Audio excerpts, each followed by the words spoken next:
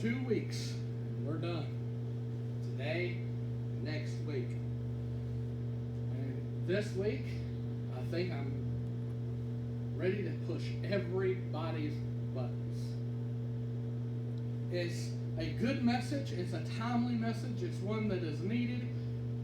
But it goes against what we think and what we've been told as a society of how to live and how to have a family put together. And the one thing I love about Paul is he doesn't mince any words. He doesn't sugarcoat anything, and he doesn't play nice just because he doesn't want to offend anybody. He tells you exactly like it's supposed to be, and if you don't like it, take it up with God because He's the one who established, especially with this, the family. And, you know, if you remember, I don't remember which series, I think it was a series on Romans. I gave everybody a puzzle piece. And we're part of a puzzle. But more importantly, our home is a puzzle. And if the pieces don't match up, we're like that little game that we used to play growing up to learn our shapes. A peg can't go in a circle. A triangle can't go in a square.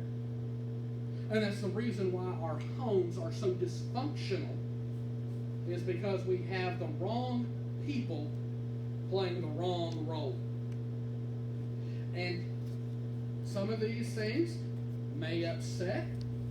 Some of these may go against what you feel. But I don't care how you feel. I don't really even care if you get upset.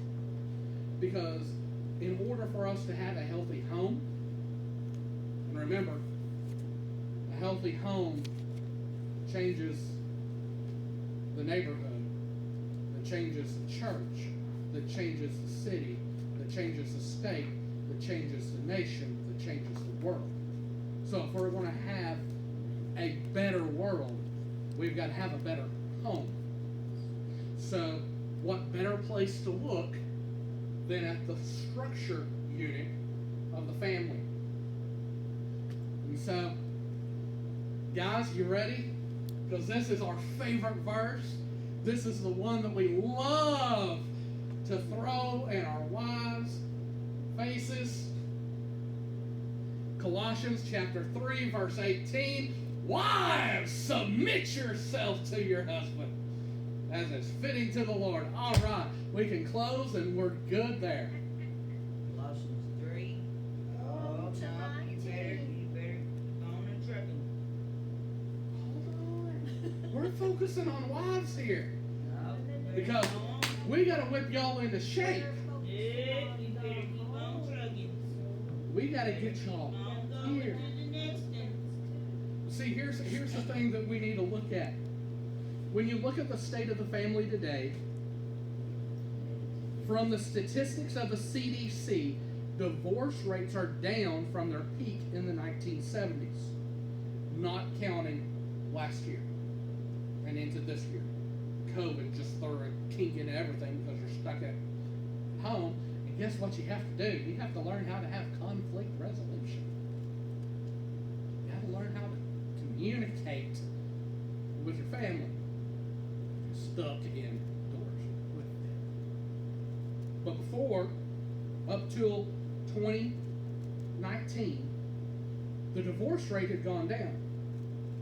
And you hear so many times that it's the divorce rate of married couples is 50%. So half of the ones that get married end in divorce. While the statistic is true, it's not fully the whole picture. Not of the 100 couples that get married in 2021, only half of those make it. It's of all the ones married, half of those make it. And part of the problem is we don't talk. part of the problem is we don't forgive. Part of the problem is we like to rehash and harp on things. The problem is we don't want to deal with things. Like I said, this part is the favorite part of guys. This is what we run to. This is the part that we love. About wives submitting to your husbands. But I need for you to understand, this is an encouragement to the wife. It's not a demand. It's not that us as husbands, we rule over you. Men rule, women rule. See, we can play that game too. But that's not what this is. Most of chapter 3 has been talking about the transformation that takes place in the lives of those who are Christians. And then all of a sudden we come to the family. And it's like, oh, hold on. You're skipping way out of context of where we were talking. But it all fits together. If we are transformed and we have put on a new creature, our new clothes that we talked about last week, and we look new, we think new, we do new things, our family will look new as well. I've said it before in the wedding ceremonies that I do, that the wife is to be submissive to her husband. If the man is doing what God has led him to do, there is nothing that he would ever ask his wife to do that she wouldn't already want to do anyway. See, submission, we've got so skewed on what it actually is. So let's look at it. It doesn't mean that you are to be a doormat. Submitting to another person is often misunderstood. Submission means that you are in a servant role. In Paul's day, the men in the Jewish culture were the dominant role of the house. Women, at that time, could not make any decisions of legal proportion. They couldn't buy, they couldn't sell any property. They didn't work outside of the home. Now, they could sell stuff that they made, they could sell stuff that they raised, but they can't go out and get a job like a man could. The man was the one who was responsible for the home. There is a provision in the law of Moses that says that if the woman makes a vow and her husband doesn't agree with it, he can nullify that vow because she spoke without knowing. Doesn't mean that the woman is stupid. There were countless women that helped support Jesus' ministry. They helped finance it. They provided shelter. They provided food. They provided clothing for Jesus and his disciples. So women are no way, shape, or form marginalized and said that you don't matter. Women matter greatly to God. If you look, a lot of the miracles that Jesus performed were towards women. He compared things to a woman. When Jews heard submission, they saw it as a close to being a form of slave-master relationship. Slaves were called to submit only until they were free. Male children were to submit only until they were adults. But females had to submit their entire life to their master. nowhere in here, in this passage, and we'll see in just a little bit, husbands, but nowhere does it say, women, you are to be submissive and let you get beat. Be submissive and let you be talked down to. You do as I say, or else.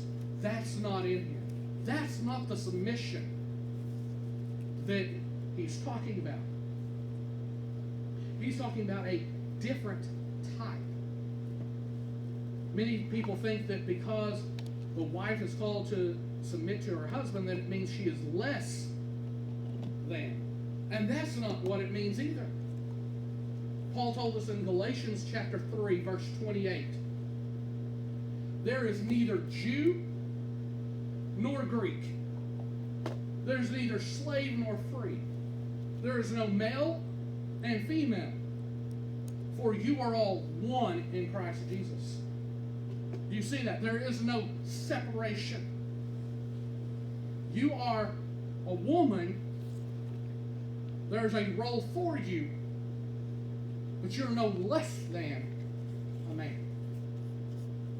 And you're definitely not less than cattle or property. You're highly favored. Hence the reason why Solomon said in Proverbs 31, who can find a wife? When she finds one, it's something worthwhile, it's something worthy, it's something glorious. Her husband and her children rise up and call her blessed. You don't get that from a doormat.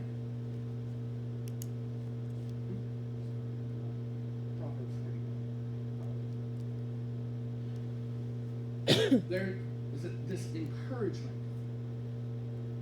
This is not a passage that no longer applies because time has passed.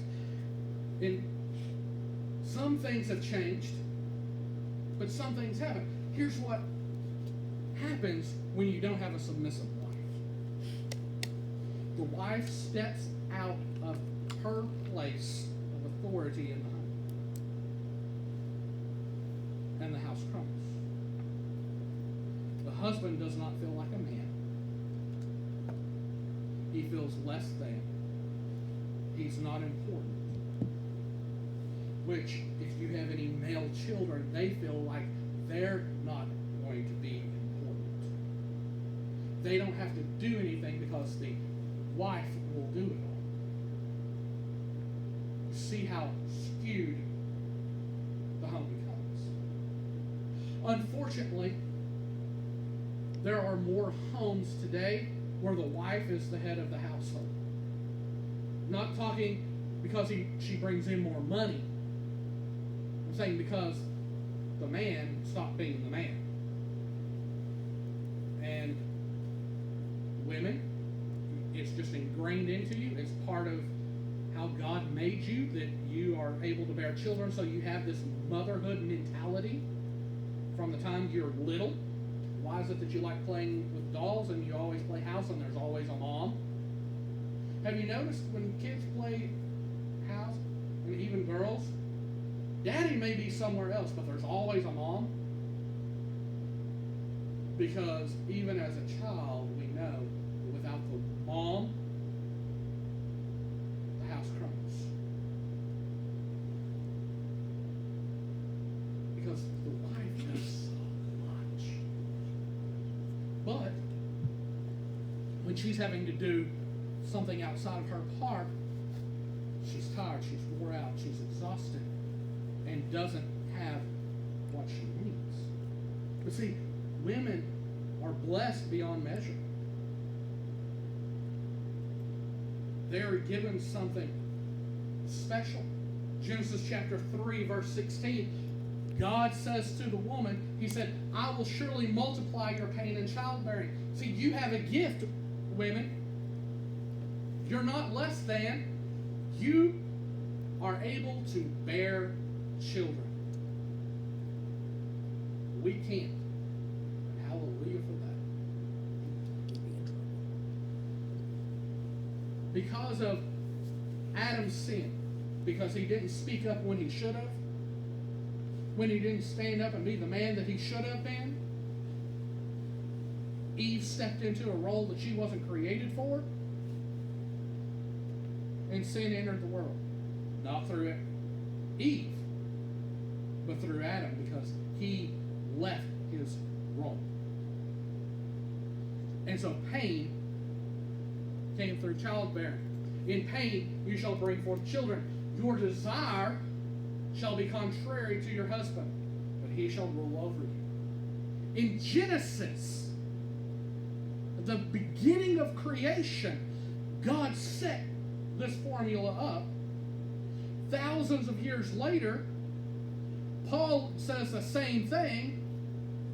And thousands of years later, here we are saying the same thing. If you want success in your home, wives, learn to be submissive.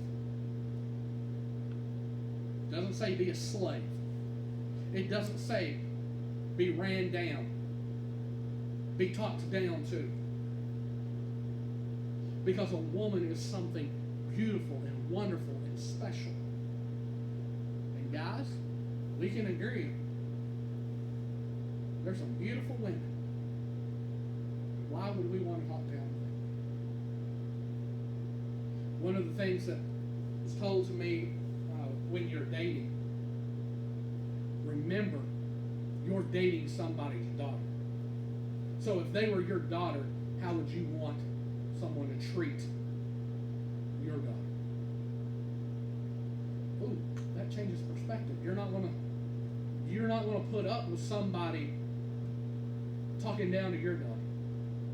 You're not going to stand by and just watch while somebody beats your daughter. You're not going to stand by and watch somebody use your daughter for whatever they want and as a doormat. So why would we do that to our wives? Wives, if you want success, if you want to be happy, if you want to have a great marriage, a great home, you will be willing to be submissive, knowing that last part that it says there, as fitting in the Lord. That's the key part. The end of verse 18 says why you should be submissive. It's not because your husband is so great that you married the best man in the whole wide world. It's because it is fitting. It's pleasing to the Lord. So when a wife submits to her husband, she is pleasing God. If you're pleasing God, how much easier is it for Him to bless you? If He's blessing you, then things go better for you. One pastor, John MacArthur, says, when a woman submits to the loving leadership of her husband and follows God's intention for her. I like that. The loving leadership. It says she is fulfilled, and so is the husband. Efforts to reverse or confuse the duties of the wife and the husband destroy the blessing each is to be to the other. Knowing that you can be a blessing to your husband. You can be an encouragement to your children. Knowing that you can have a happy home. Doesn't that make you want to rush out and be submissive to your husband? So say, I wasn't mean to you, ladies, was it? It's an encouragement to the wife. So I don't get in trouble with the girls. Guys, there's a verse for us. Verse 20 says, husbands, love your wives and do not be harsh with them. Notice how that happens. if we're not harsh with them, we're not treating them like a doormat, which makes it easier for them to submit. See, we have a command as husbands. We are commanded to love our wife. We love him, and it makes it so much easier. Why is it that we can talk and talk and talk about our car, about our bike, what we did for the weekend? But when somebody says, well, what's your favorite attribute or your favorite trait or characteristic of your wife? Let me get back to you. Well, I like her smile. She laughs at my corny jokes. Notice we're talking superficial here. We're not talking about the intimate detail of who she is. When we as men love our wives the right way, they eat it up. One of the best ways that I can turn my wife on is start reading Song of Solomon to her. It's weird because you read it and you're like, how in the world would a woman enjoy being compared to a gazelle? And her legs are like the cedar trees of Lebanon? Really? So you're saying I'm a giant? But it's just a richness because it's full of passion, it's full of love. You really want to shock your wife and surprise her and let her know you really love her? What can I do to help you out today? Better yet, if you know what it is, just do it. Those back massages, those feet massages.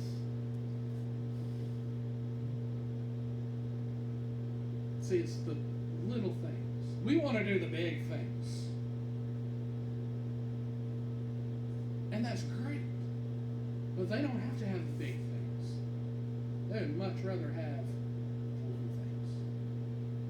Because it shows that you really do care. See, we're to love them. We're not to be harsh with them. We're not, even though they're supposed to submit to us, and we love that part, we forget about that last phrase, verse 19. Don't deal harshly with them. We're not the cavemen. I am man. Do as I say. Ooh, ooh, ooh. Yeah, no, it don't work that way. Try that. Better make sure all the cast iron skillets are out of the way and you are out of throwing distance of a knife. I did say of a knife because there are some women, not mentioning any names, they can hook the corner with a shoe and still pop you up the side of the head. Luckily, it hasn't happened to me, but hook a corner. So, but if we love someone, why would we speak harshly with them anyway? Why would we demand something? I love it when I jokingly demand something of her. Oh? Or I know you didn't. Need all that attitude just to calm down before somebody gets hurt. And it's not going to be me. We shouldn't have a desire to hurt ourselves. If the husband wants to accept his place as the leader of the house, then he must also accept the sacred responsibility given to him by God. Notice what Paul tells us in Ephesians 5:25 about the husbands. Husbands, love your wives We can do that. That's easy. But as Paul Harvey says, there's more to the story. Husband, love your wives as Christ loved the church and gave himself up for her.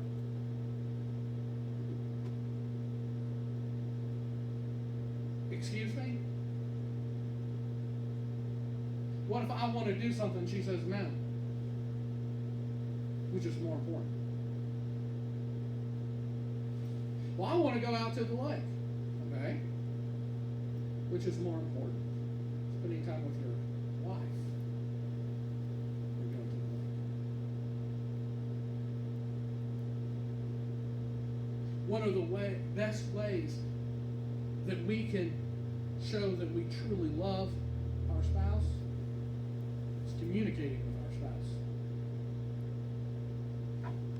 You know what the biggest problem and the biggest cause of arguments, disagreements, and fights are in a marriage?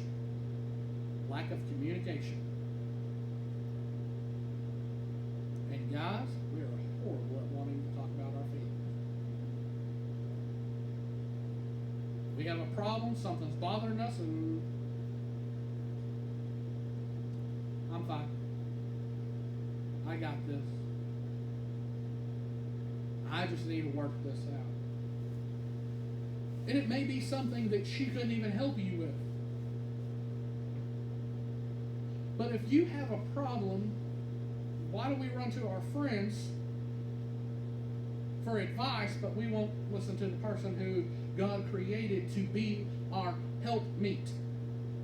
That's what a wife means, is to be our helpmeet, our perfectly made and designed person just for us to help us in everything that we do. Because when I'm weak, she's strong. When she's strong, I'm weak. Sometimes we're strong together. Unfortunately, a few times we're weak together. But why would we go there? We said it here. Why is it the bartenders are the best counselors in the world instead of our spouses? Why do we have to get drunk in order to deal and talk about a problem? If we're willing to love ourselves like Christ loved the church and die for it. Now we'll say, I'll take a bullet for my wife. Somebody better, I don't care what they do to me, but they leave my family alone. And that's great that we say that. And we may be dead serious in saying that we'll do that. But why is it that we're the ones who shoot them all the time? How dare you not do that? You've been home all day long and you can't get this done yet? And then we wonder why we get that cold shoulder. Or why when, instead of with a smile on their face and the little 1950s apron, they come and they set our food down. I hope you enjoy it, dear. And then they back away and sit down and just watch us eat. We wonder why we don't get that. All we get is a plate thrown down, the food flies everywhere, because we just got done cussing them out because they didn't do something exactly the way we wanted it.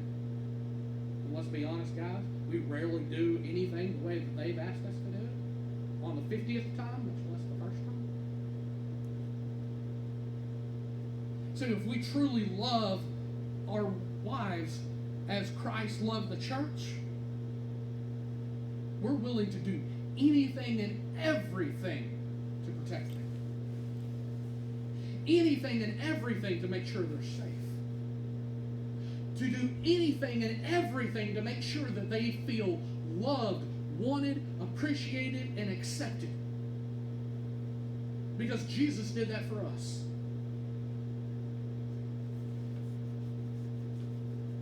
See, if we do our role, we be the men that God created us to be. See how much easier it is for our wives to be submissive to us? Because what wife wouldn't want to help her husband out and do things for him when he makes sure was loved, wanted, and safe. See, women are born and it's ingrained into them to feel loved. They want to be a princess. Why does every Disney movie have a princess? They want to be rescued. They may not know that they need to be rescued, but they want to be rescued. And they want to be loved. And know that they're beautiful. And the world tells them so many times that unless they fit this perfect little mold, that they're not. When was the last time, not because you wanted something, not that you were hoping to get something from saying it, but when was the last time you looked at your wife and just said, "You're so beautiful"? Or they walk across the room, "What did I do to deserve this?" See, the problem is, we don't talk about that kind of stuff. Well, that's for home. That's the problem. We haven't talked about it. It's in God's Word, which means we need to talk about it. Because the world says, don't let a man hold you down. You're right. Don't let a man hold you down. I'll change it. Don't let a boy hold you down, because a man is not going to hold you down. He's going to help you up. Notice where God took woman from. Didn't take the bone to make woman from his toe. Didn't take him from his leg. Took him from his rib. So they're side by side to work together. Because that's what brings us together. For the wife to voluntarily place herself in submission to her husband, she must trust that he is not going to use it to his advantage. There's a love. And when you have those two working together, a marriage will be successful. Because he is loving his wife as Christ loved the church and gave himself for her. The wife is being submissive because she knows that he's never going to ask her to do anything that she wouldn't want to do anyway. And then that's where we come to the next step. And this one is not a only until I turn 18. This is until I die. Colossians 3:20. Children, obey your parents in everything, for this pleases the Lord. Notice the end in that compared to the end in the wives. It's that same deal. It pleases God when you do this. When the children are obedient, when the children do what they say. And unfortunately, we live in a society where parents have checked out. We've checked out of being parents and we want to be friends. I just want to be your friend. I can't discipline you. It might stifle your personality. Like one comedian said, I was stifled all over the town. My personality was so stifled, it didn't know which direction it was coming from the last whipping I got. I thought Mom and Dad were mean to me. If I acted up, I got whipped. I still to this day hate elm trees. The house that we were growing, we're looking at getting, if it had an elm tree, I don't care how tall that tree is, I would pay to get that tree cut down. Any other tree I'm okay with. Not an elm tree. Still have not made it. Still filled in well. But when I went to basic training, we're sitting there on Sundays, and we're shining our boots, hearing other guys talking, and they're talking about they would come home 2, 3, 4 o'clock in the morning. Their parents didn't even know they were out. I'm like, well, like, did you have a curfew? Yeah, the curfew was 11, but I'd come home whenever I wanted to. And they asked me, what time did you have a curfew? I never had a curfew. Wow, that must have been nice. I said, yeah. And I just left it at that. I didn't go anywhere. I mean, if I wasn't home, they didn't worry about me. They just knew, call across the street to my aunt and uncle's house the next morning, because I'm over there. No big deal. 11:30 at night, on a weekend, get a phone call from my cousin. Sister has a whole bunch of girls over here. I can't sleep. I'm coming over. Okay. Open the front door, and here he comes running across the street. Parents wake up the next morning. Must have went across the street. It was fine, but there's a problem. Once we got vehicles, if we weren't home, it was never told that you have a set curfew. But if we weren't home, you better not come home. So remember growing up that if you got trouble at school, you're going to get trouble at home too. Got in trouble in 2nd grade, and I was told I could have detention or I could get licks. I begged for detention, because I knew what would happen if I got licks. In order for me to get them, they had to call home to get permission, even though Mom signed a little form. Which means Mom knows. If Mom knows, Dad's going to know. And if Dad knows, that means that I better go to the bathroom and put 4 or 5 rolls of toilet paper in my pants. Because when I get home, I'm going to wish all day long I was getting licks instead of what I was going to get. Some of you remember that if you got in trouble at your friend's house, and you got in trouble there, you got in trouble at home. And vice versa. Now, heaven forbid, because somebody will call CPS on you. Now, that's the problem. We stop disciplining our children. And let them get by with everything. There's a reason why we tell children, obey us. We tell them all the time. You're not going to get by with anything. And you're not going to try anything we didn't already do ourselves and got caught at. And there's nothing that you're going to do that we're not already going to know that you did. Something about being a parent, you always find out. And half the time, the reason why you find out is because we're too stupid. We can't keep it quiet. We tell on ourselves. There's a purpose for this.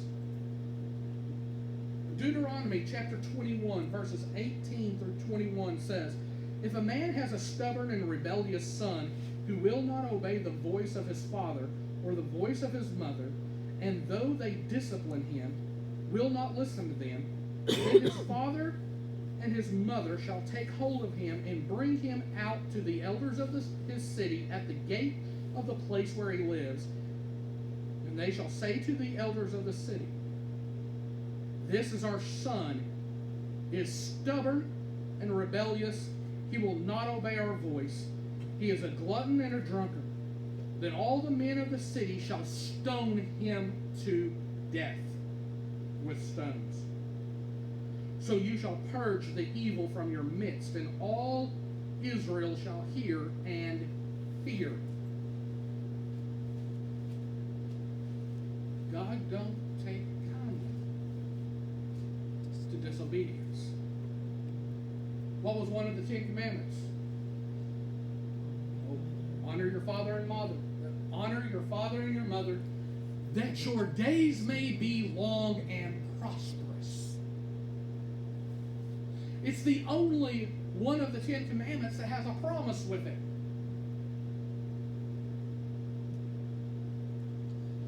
Well, I had a horrible parent. My parents, they were horrible. I was glad to get away from them. Scripture doesn't say if they were horrible or not. You still honor them. You still obey them. Now, obviously, if they're telling you something that goes against what God's Word says, you have the exception, just like with the government. But other than that, in all things, obey parents. Well, they've been dead for 20, 30 years. Okay? Obey your parents. You're still a child. For those that have grandkids, means your children are old enough. Are they still your child, or are they now an adult? And they're on their own, and whatever happens, happens, and you're finding your hands off. No, they're still your child. What do we say? Even as grown adults, that it's never supposed to be where the parent buries the child. They're 30, 40, 50 years old. The parent is not supposed to bury the child. See, we don't ever stop being children. So we are to continuously honor children. Verse 21, fathers, because the father is supposed to be the disciplinarian of the home. Fathers, do not provoke your children, lest they become discouraged. So there's a warning to parents. Now, I put parents up there because unfortunately, in the society that we live in, too many boys have checked out of their fatherly responsibility. If you think you are boy enough to get a girl pregnant, you need to man up to your responsibilities. And don't kick her to the curb. Don't kick the child to the curb. She didn't get pregnant all by herself. She didn't walk down the street and, I'm pregnant. Sorry. Biology does not work that way. Anatomy doesn't work that way.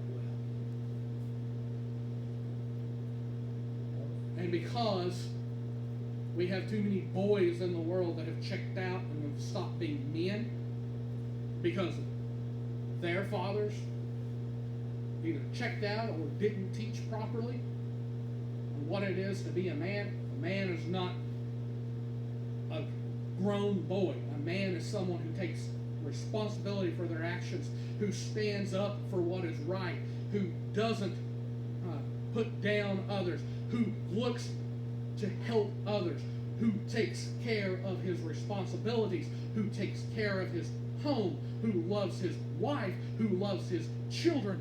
That's what a man is. And this world has lost a whole bunch of men and got a whole bunch of boys. Yeah, where are the men? So there's a warning, because unfortunately too many mothers are having to play the part of the dad. And unfortunately there's way too many grandparents that are having to play the part of mom and dad because the parents have checked out. I understand sometimes there are circumstances that come up for that. But the majority of those cases that we have in our world today is because they just didn't care. But they'll help take care. See, there's a warning. It says don't provoke them. That doesn't mean that we don't discipline them. Doesn't mean that we don't correct them. It means that how we're doing it shouldn't provoke them to anger. It shouldn't make them angry. They shouldn't feel like they're less than, that they can never do anything right, that they're not worthy, they're not good enough. Because if they feel that way, and we talk about God being our Father, why would they ever want to come to a God who is supposed to be their Father when their earthly father says that they're no good, they're worthless, you'll never amount to anything? How can you be so stupid? You see, when the parents check out and they're not causing a healthy, loving, inviting experience for their children, it affects the next generation. Because the child doesn't want to have anything to do with anything remotely what their parents had. And if their parents always went to church and this is what they got when they came home, they don't want to have anything to do with church. And because they didn't have anything to do with church, their kids aren't going to have anything to do with church. You see how it all ties together. It all fits together. C.S. Lewis said, if the home is to be a means of grace, it must be a place of rules. The alternative to rule is not freedom, but the unconstitutional and often unconscious tyranny of the most selfish members.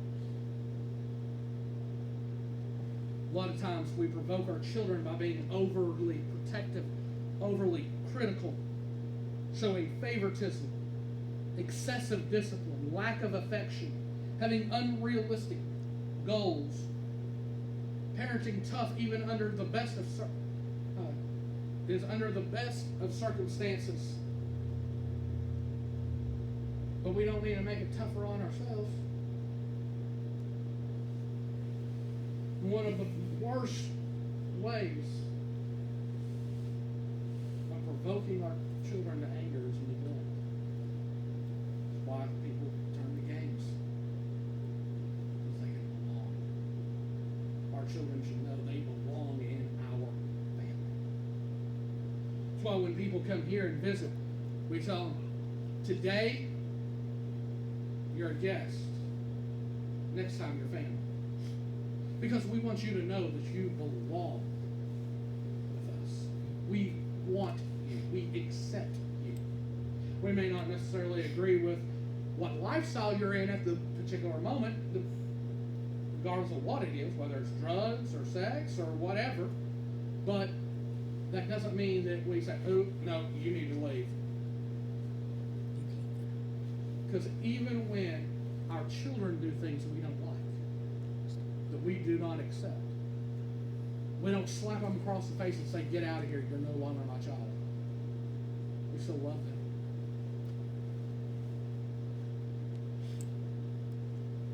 Family can be a beautiful thing when everyone knows how they fit in.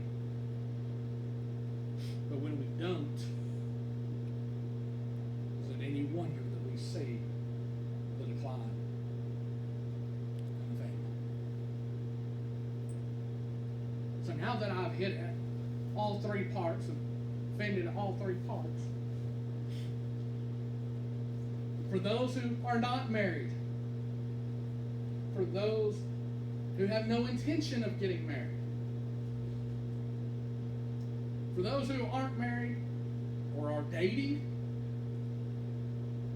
this is a preview of what you need. Those who don't have any interest, this is how a family should look. And you can encourage your friends for this. But Paul doesn't stop there. He adds one last little passage, verses 22 through the first verse of chapter 4. Talking about how you should handle things at work. Verse 22, bond servants, obey in everything those who are earthly masters, not by way of eye service as people pleasers, but with sincerity of heart, fearing the Lord.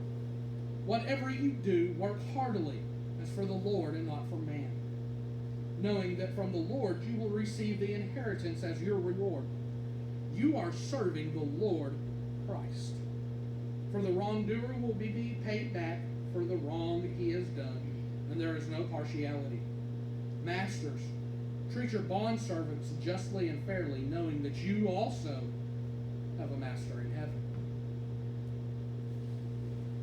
See, we have a work description. Verses 23 and 24 are the key parts in there. If you're working for somebody, they are over you. So you honor them, you respect them, and you do as you're told. It's amazing what happens when you do. You have a job. It's amazing. Shouldn't be, but in this day and culture, it's amazing that we don't have more discrimination lawsuits than we do for wrongful termination, because guess what happens if you don't do what you're told? That's your job. They give you this little slip of paper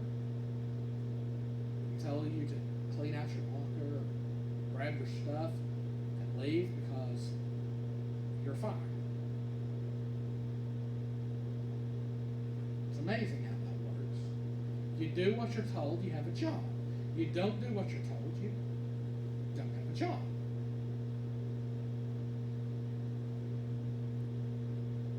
Verses 23 and 24 take it a step farther. Yes, you have a job and you're working.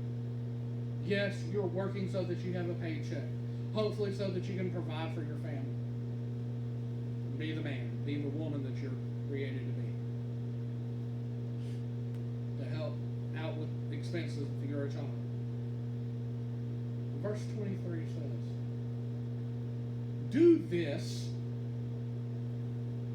as if you were working for the Lord and not for man. Because let's be honest, if we know we're working for God, we're going to work harder than we are if we're just working for a paycheck. Because we want God to be pleased, right? We want Him to be happy with our work. So if we're working as God is our boss, our earthly boss is going to be happy too. Because we're going above and beyond. Not to the point where we're killing ourselves, but we're not just going with what was asked. We're doing it a little bit better than what we were asked. Take out the trash. Okay. So I'm taking out the trash. I know the Welcome Center needs the trash taken out. I'm checking the classroom. I'm checking up here. Is there any trash anywhere? Oh, let me check the bathrooms. All you were told is take out the trash. See, you're going above and beyond. Can you mop the floor? You mop the floor and you clean the windows. Because you know they need them. I didn't ask you for that. Well, I knew it needed to be done.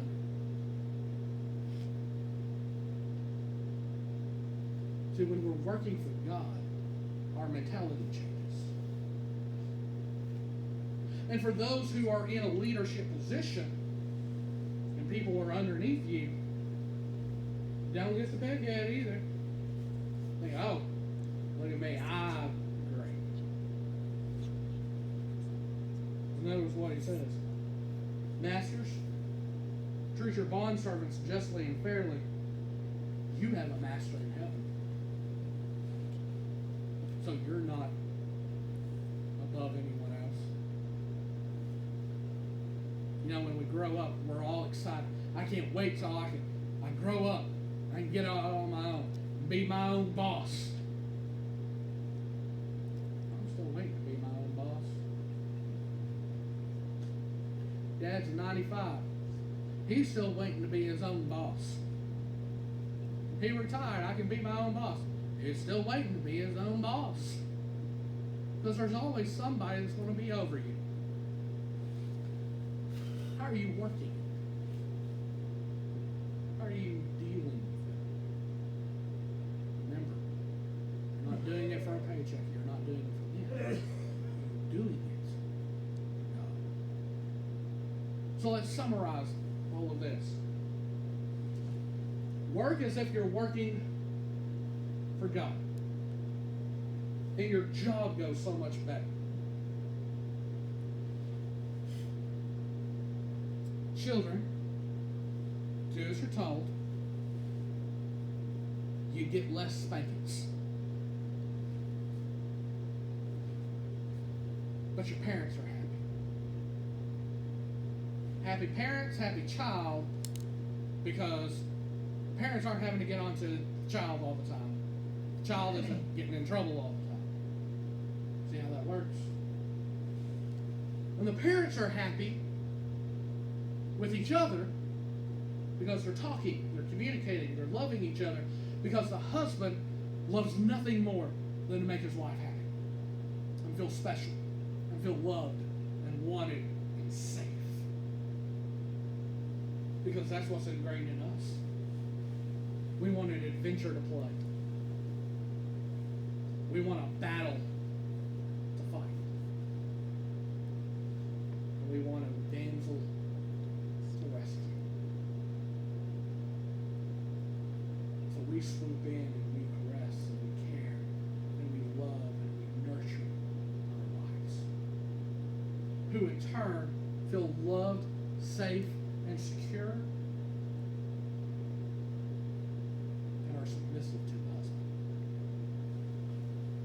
as unto the Lord, as unto the Lord, as unto the Lord, as unto the Lord. Notice, all four positions are as unto the Lord. And when you do it that way, happy life, happy family, happy husband, happy children, happy employer, happy employees, and as we always say, happy wife, happy life. It's amazing when the home is godly and functioning properly. That home can infect the neighborhood it's around with God's love, which can infect the church in that neighborhood with God's love, who impacts the city that it's in with God's love, that impacts the state, the nation, and the world. Good home, good work. The building block is the home. What kind of home do you have? For those that aren't married,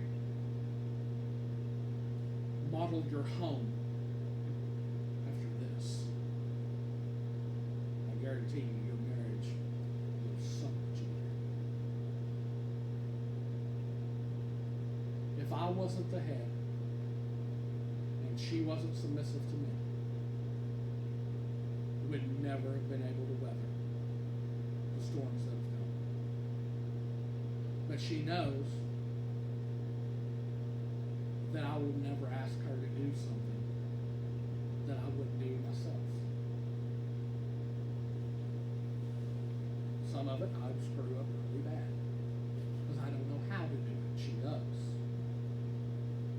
But I would never ask her to do anything I wouldn't do, which makes her willing to do it. And when we're on the same page, it's a whole lot easier to parent. And it's easier to go to work and do a good job when you're not stressed out about your home life. And you can do your job. And if you do your job, your boss is happy. See, it all ties in together. So are you all in God's way? Not ours, but God's way. And I guarantee you, you'll have a happy life. God, Thank you for giving us an example of what a home should look like.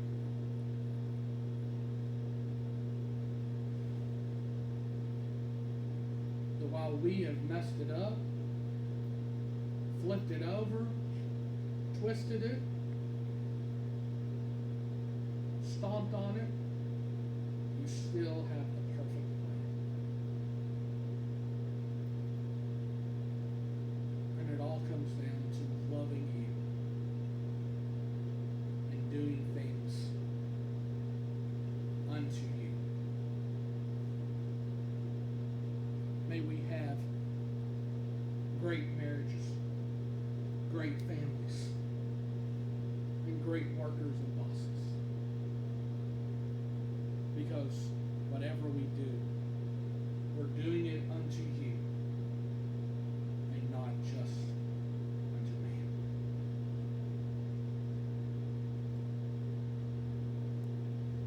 Thank you for our family.